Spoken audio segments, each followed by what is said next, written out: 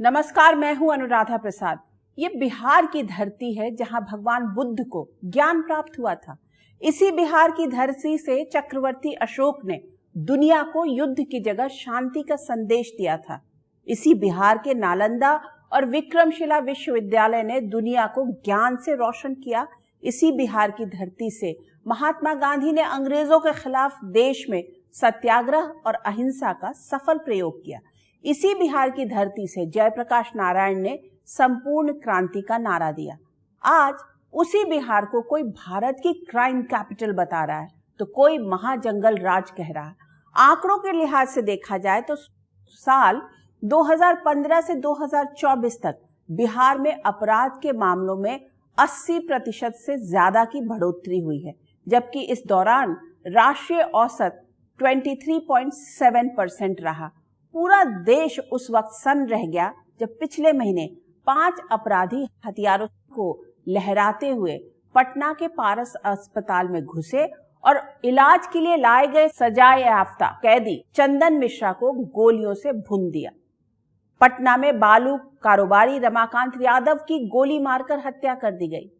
जुलाई के पहले हफ्ते में बिजनेसमैन गोपाल खेमका की भी पटना में हत्या कर दी गई। ये तो कुछ चर्चित मर्डर केस जो टीवी और न्यूज़पेपर में हेडलाइन बने, लेकिन जनवरी से जून तक के आंकड़े बताते हैं कि बिहार में हर महीने औसतन 229 मर्डर हो रहे हैं। ऐसे में सवाल उठता है कि क्या 20 साल का समय किसी सूबे की कानून व्यवस्था को ठीक करने के लिए कम होता है? क्या नीतीश कुमार की पुलिस का इकबाल खत्म हो गया है? क्या बिहार के अपराधियों को कानून का डर नहीं रहा? जब लोगों के जान माल की गारंटी नहीं होगी तो फिर बिहार आगे कैसे बढ़ेगा? सवाल उठता है कि 2005 में सत्ता में आने के बाद नीतीश कुमार कैसे बने सुशासन बाबू? उन्होंने कैसे सुधारी बिहार की जंगल राज वाली छवि? कैसा था बिहार में जंगल राज का दौर? तब क्या कर रहे थे पुलिस के तेज तर्रार अफसर?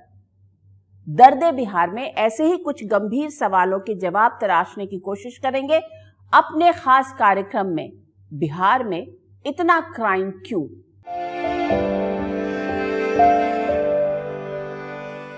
बिहार में न कल कारखानों की बहार है, न नौकरियों की, न अच्छे प्राइवेट कॉलेज और यूनिवर्सिटी की, न अच्छे प्राइवेट अस्पतालों की, क्योंकि पिछले कई दशकों से बिहार जिस मिजाज के साथ आगे बढ़ा है उसमें देश के दूसरे हिस्सों के कारोबारी घरानों ने सूबे में पूंजी लगाने से पहले बहुत हिसाब लगाया होगा।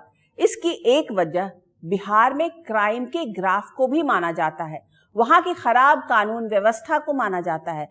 कभी बिहार के अलग अलग हिस्सों में बाहुबलियों की अघोषित हुकूमत चला करती थी। अपहरण, फिरौती, हत्या और डकैती सामान्य बात थी। राजनीति और अपराधियों के बीच गठजोड़ की भी कई कहानियां हैं। उस दौर के बिहार की तस्वीरों को बॉलीवुड फिल्मकारों ने शूल, अपहरण, मृत्युदंड, गंगाजल जैसी फिल्मों के जरिए पेश करने की कोशिश की। बिहार में लालू यादव और राबड़ी देवी के शासनकाल में जंगल राज का मुद्दा आगे कर नीतीश कुमार 2005 में सत्ता में आ गए। उन्होंने अपनी पहली पारी में सूबे में क्राइम कंट्रोल करने के लिए कई कदम उठाए। उसका असर भी जमीन पर दिखा। इससे सूबे में नीतीश कुमार की एक नई पहचान बनी, सुशासन बाबू की। हाल में जिस तरह से ताबड़तोड़ हत्याएं हुई उससे कहा जाने लगा कि बिहार में अपराधियों की बहार आ गई है। अपराधी दिन दहाड़े हत्या कर रहे हैं। हाल की कुछ चर्चित घटनाओं के जरिए समझने की कोशिश करते हैं कि बिहार में 20 साल से नीतीश कुमार हैं तो फिर बदमाशों की बहार कैसे है।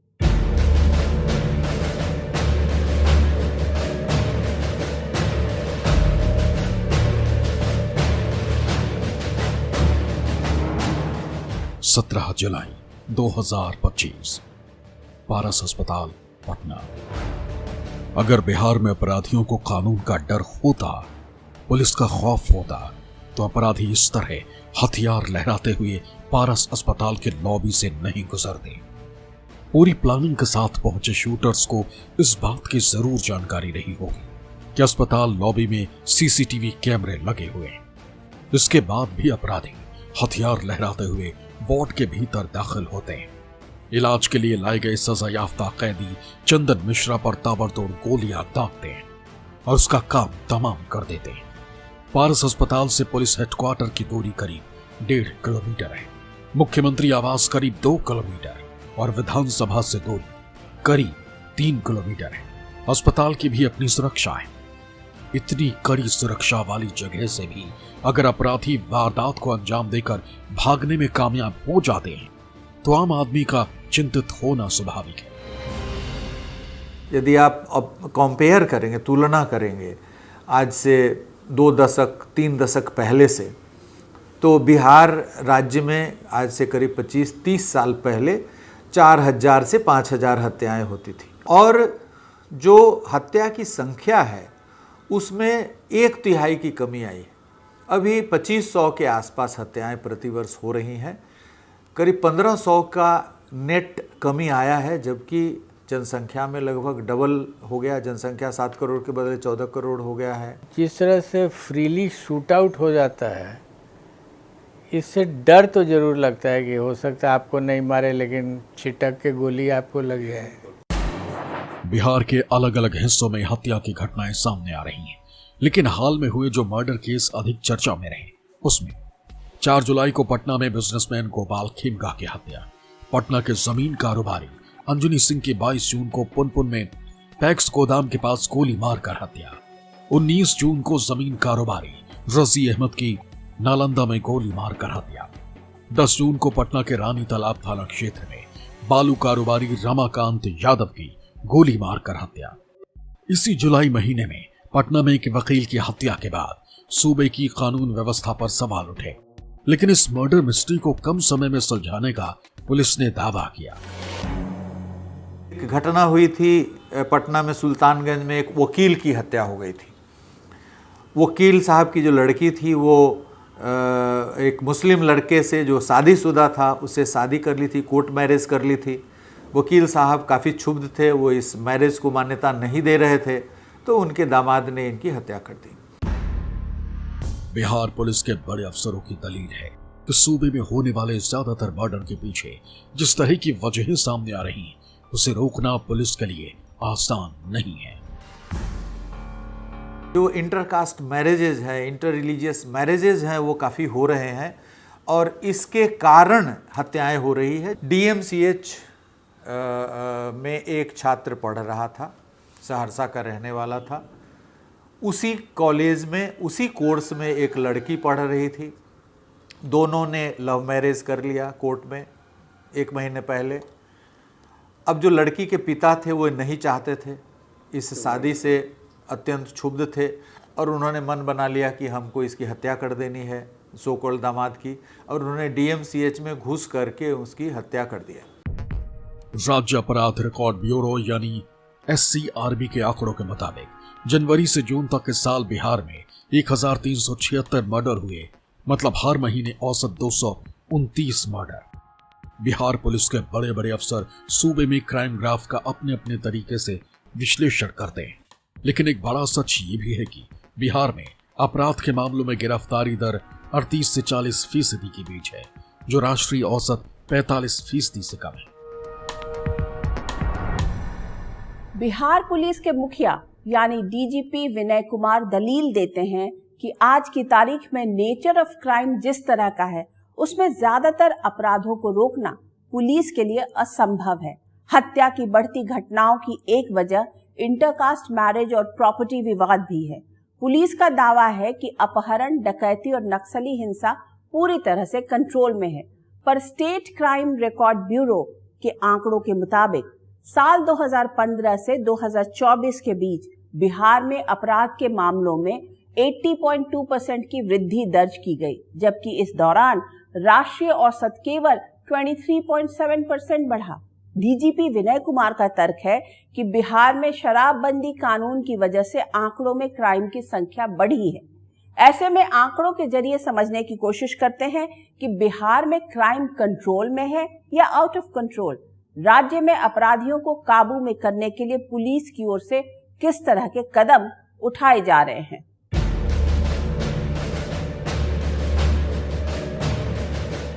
टीचर की हत्या होती है, इंजीनियर की हत्या होती है, डॉक्टर की हत्या होती है, वकील साहब की हत्या होती है, व्यवसायिकों की हत्या होती है, ठेकेदारों की हत्या हो रही है, बच्चियों के साथ गैंग रेप हो रहा है, कोई सुरक्षित नहीं महसूस कर रहा है।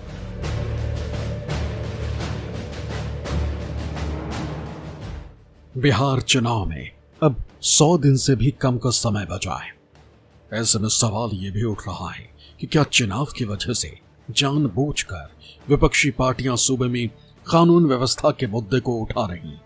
अगर आंकड़ों के चश्मे से देखा जाए तो बिहार में साल 2015 में 3178, 2016 में 2581, 2017 में 2803, 2018 में 2934, 2019 में 3138, 2020 में 3150, 2021 में 2799, 2022 में 2930 लोगों की हत्या हुई।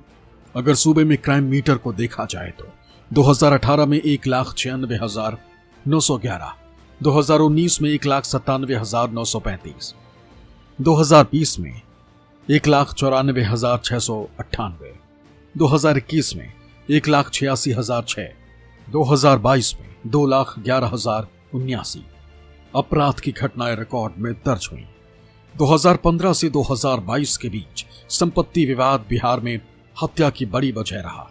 बिहार के डीजीपी का मानना है कि अपहरण और डकैती जैसे क्राइम पूरी तरह कंट्रोल में है। अगर ऐसा कोई केस सामने आ भी रहा है तो उसे पुलिस कम से कम समय में सुलझा रही है। अपहरण के कांड पूर्ण रूप से नियंत्रित हैं। जो 500 से 1000 तक फिरौती हेतु अपहरण के कांड दर्ज होते थे वो घट करके 15-20 के करीब रह गया है, और वो भी विविध प्रकृति का है। और उसमें हम लोग घंटे 2 घंटे के अंदर में यदि अपहृत होता भी है कोई बच्चा या किसी तरह का व्यक्ति, तो हम लोग अपहरण में उसको बरामद कर ले रहे हैं। जैसे अभी मोकामा में एक अपहरण हुआ था पिछले सप्ताह, 1 घंटे के अंदर बरामद हो गया, 12 अभियुक्त गिरफ्तार हो गए।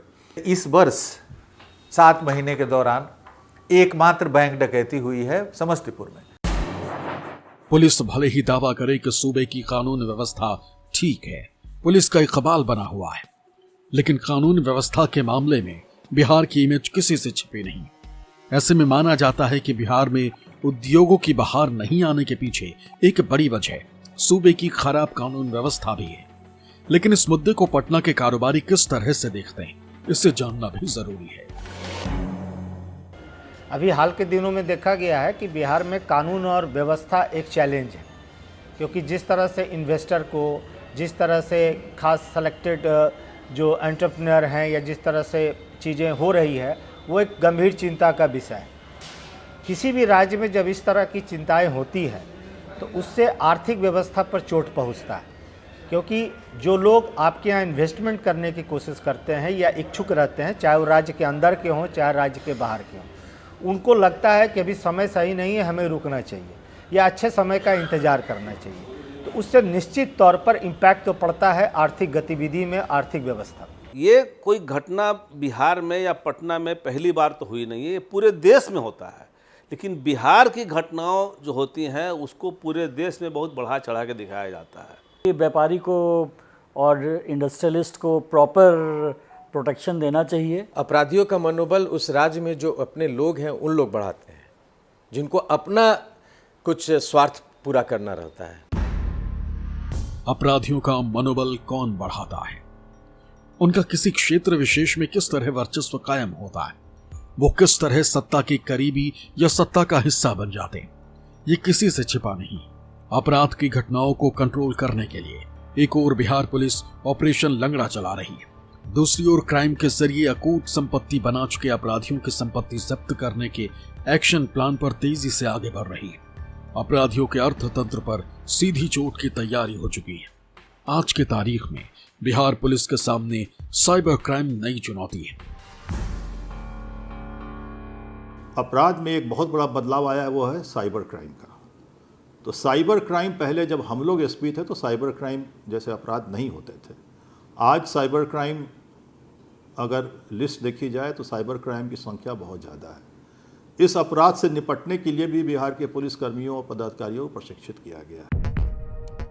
ऐसे में बिहार में क्राइम के ग्राफ को कम करने के साथ साथ समाज में एक ऐसा इकोसिस्टम बनाने के लिए साझा कोशिश की जरूरत है जिसमें हर कोई महसूस करे कि वो बिहार में सुरक्षित है।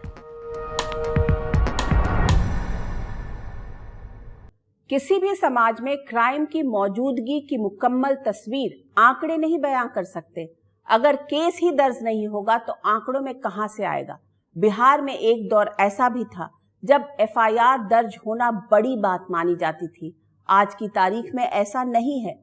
पुलिस तक क्राइम की शिकायत पहुंचाने के लिए कई रास्ते हैं। मीडिया और सोशल मीडिया के जरिए भी क्राइम की घटनाएं पुलिस तक पहुंच रही हैं और उन पर एक्शन लेना पुलिस की जिम्मेदारी बनती है। ऐसे में नंबर ऑफ क्राइम का बढ़ना स्वाभाविक है।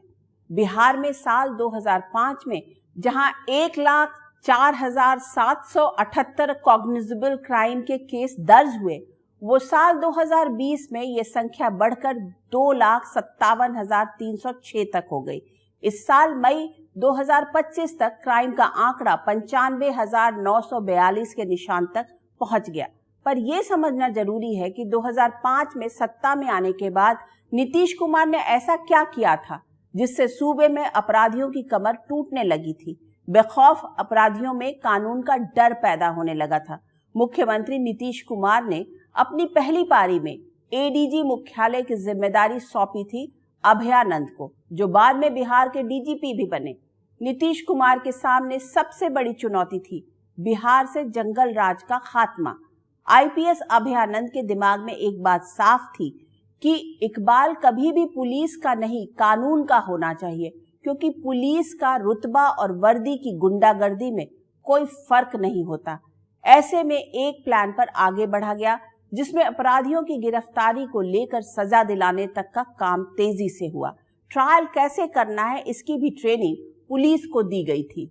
विधि द्वारा स्थापित भारत के संविधान के प्रति श्रद्धा और निष्ठा रखूंगा।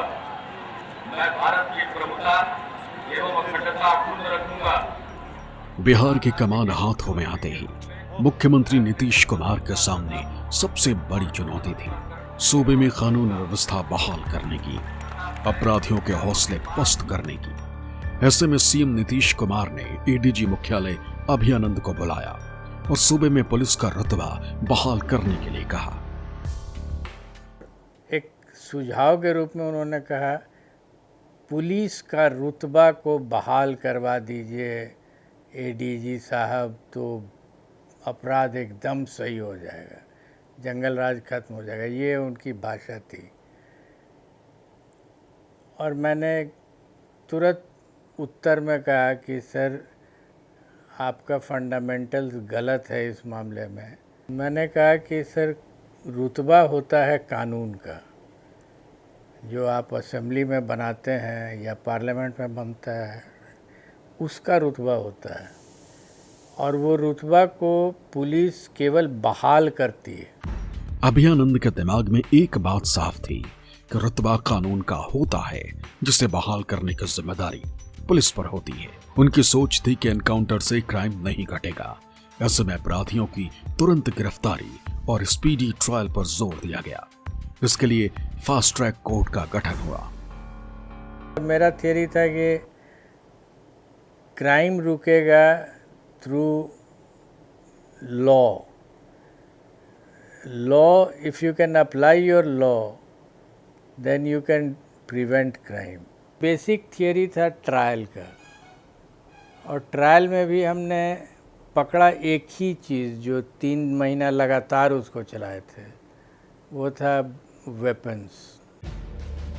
बिहार में कानून का रुतबा बहाल करने के लिए अपराधियों की जिस तरह से धरपकड़ शुरू हुई, उसका नतीजा ये रहा कि साल 2006 जनवरी से दिसंबर 2014 के बीच करीब 80,000 से अधिक अपराधियों को सजा सुनाई गई।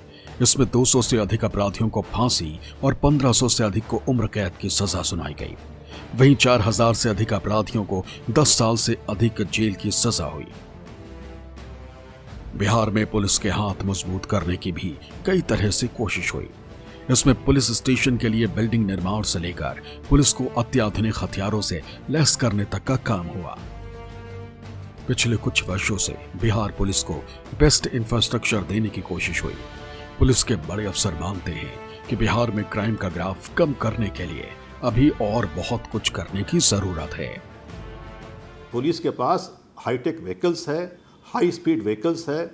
पुराने ज़माने में पुरानी 303 राइफल्स हुआ करती थी।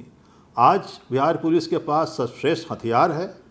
ऐसा कोई भी हथियार नहीं है जो किसी अन्य राज्य की पुलिस के पास हो और वो बिहार में उपलब्ध नहीं हो। इसके अतिरिक्त जितने भी मॉडर्न वेपन्स हैं, मॉडर्न गैजेट्स हैं, वो सभी बिहार पुलिस के पास है आज। इसके अतिरिक्त बिहार पुलिस का इन विगत वर्षों में एक जोर रहा है साइंटिफिक इन्वेस्टिगेशन पर। भले ही नीतीश कुमार ने अपनी पहली पारी में अपराधियों पर नकेल कसने के लिए पुलिस को खुली छूट दी, उसका असर भी जमीन पर दिखा। बाद के वर्षों में ऐसा कुछ न कुछ जरूर हुआ। कहीं कोई ऐसी कमी जरूर रह गई है जिसमें पुलिस के पास थाने की बड़ी बिल्डिंग है, गाड़ियां हैं, हाथों में हथियार है, लेकिन अपराधियों में कानून और पुलिस का खौफ कम हुआ। हाल के दिनों में सूबे के अलग अलग हिस्सों में हुई हत्या की कई सनसनीखेज घटनाएं इसका संकेत दे रही हैं। बिहार पुलिस के बड़े अधिकारी दावा कर रहे हैं कि पिछले 20 वर्षों में पुलिस इंफ्रास्ट्रक्चर में बहुत बढ़ोतरी हुई है। बिहार पुलिस को हाईटेक हथियारों से लैस किया गया है। इंफ्रास्ट्रक्चर और ट्रेनिंग का ऐसा मैकेनिज्म तैयार किया गया है जिससे सूबे की पुलिस प्रिवेंशन, डिटेक्शन और कन्विक्शन का काम पूरी तत्परता से कर रही है। आज की तारीख में बिहार पुलिस के सामने सबसे बड़ी चुनौती साइबर क्राइम से निपटने की है। इसके लिए हर जिले में साइबर थाने बनाए गए हैं जिसकी कमान डीएसपी रैंक के अफसर को सौंपी गई है। लेकिन एक कड़वा सच ये भी है कि बिहार पुलिस में स्वीकृत आधे पद खाली हैं। लेकिन साल 2005 से पहले बिहार कैसा था?